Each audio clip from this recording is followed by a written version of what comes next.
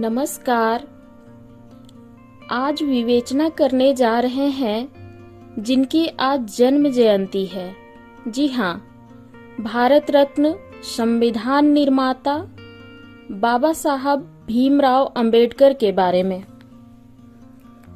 संविधान के निर्माता बाबा साहेब डॉक्टर भीमराव अंबेडकर का जन्मदिन हर साल 14 अप्रैल को मनाया जाता है। इस साल उनकी 133वीं जयंती मनाई जा रही है। डॉक्टर अंबेडकर ने कहा, 26 जनवरी 1950 को हम विरोधाभासों भरे जीवन में प्रवेश करने जा रहे हैं। राजनीतिक जीवन में तो हमारे पास समानता होगी, लेकिन सामाजिक और आर्थिक जीवन में असमानता होगी।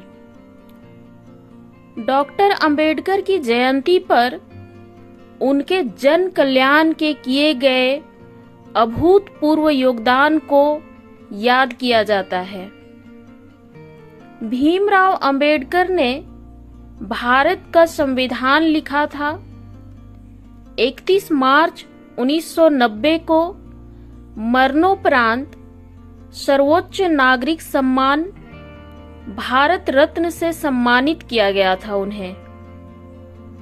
संविधान की प्रारूप समिति के 7 सदस्य में से 5 सदस्य उच्च जाति के थे, लेकिन सभी सदस्यों ने अंबेडकर को इस समिति का नेतृत्व करने को कहा।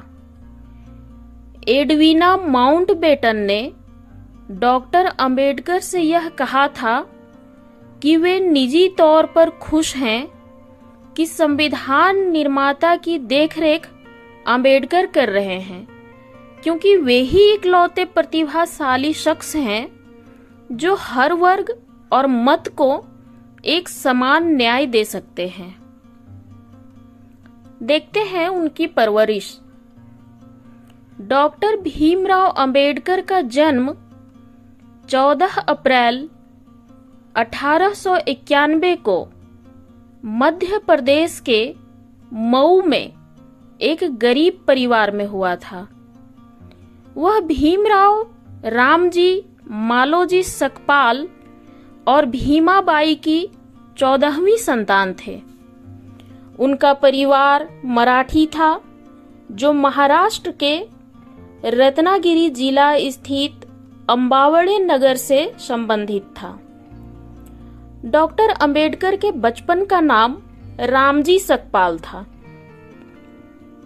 वो अछूत मानी जाने वाली जाति महार से ताल्लुक रखते थे। इस कारण बचपन से उन्हें भेदभाव और सामाजिक तिरस्कार का सामना करना पड़ा। देखते हैं उनकी शिक्षा दीक्षा। डॉक्टर अंबेडकर कुल 64 विषयों में मास्टर थे।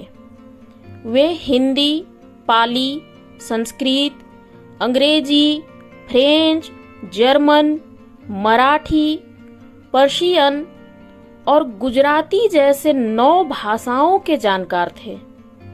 इसके अलावा उन्होंने लगभग 21 साल तक विश्व के सभी धर्मों की तुलनात्मक रूप से पढ़ाई की थी। डॉक्टर अंबेडकर अकेले ऐसे भारतीय हैं जिनकी प्रतिमा लंदन संग्रहालय में कार्ल मार्क्स के साथ लगाई गई है। इतना ही नहीं, उन्हें देश विदेश में कई प्रतिष्ठित सम्मान भी मिले हैं।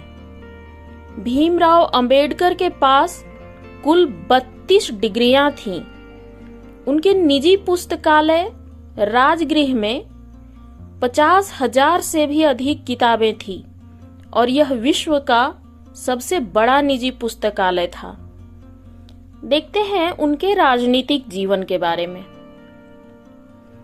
जब 15 अगस्त 1947 में भारत की स्वतंत्रता के बाद कांग्रेस के नेतृत्व वाली नई सरकार बनी, तो उसमें डॉक्टर अंबेडकर को देश का पहला कानून मंत्री नियुक्त किया गया।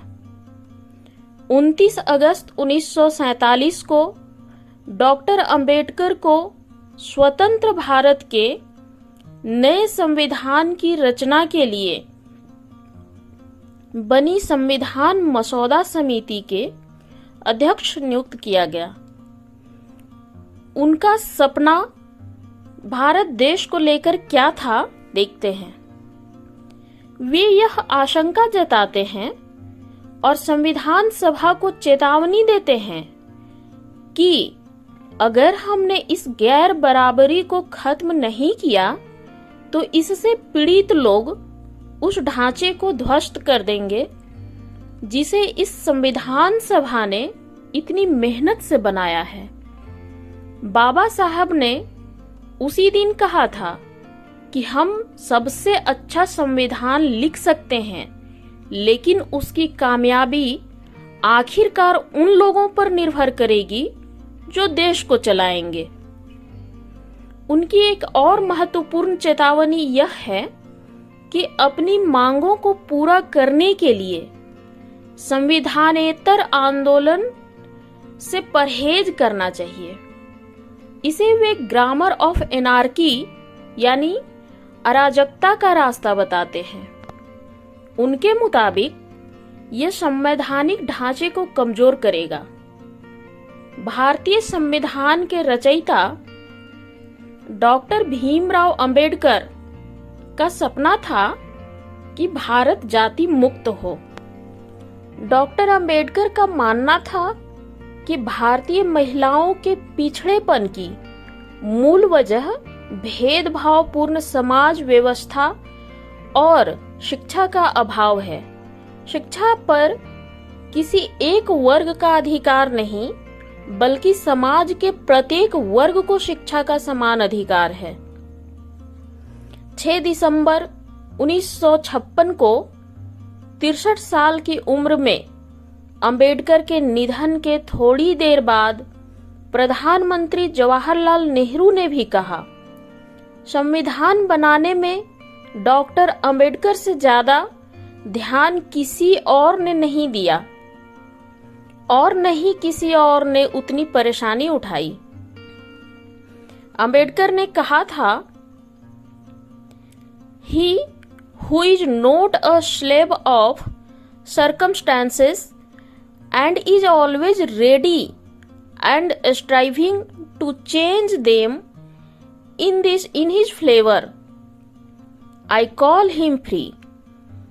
One who is not a slave of usage, customs, of meaningless rituals and ceremonies, of superstitions and traditions, whose flame of reason has not been extinguished, I call him a free man.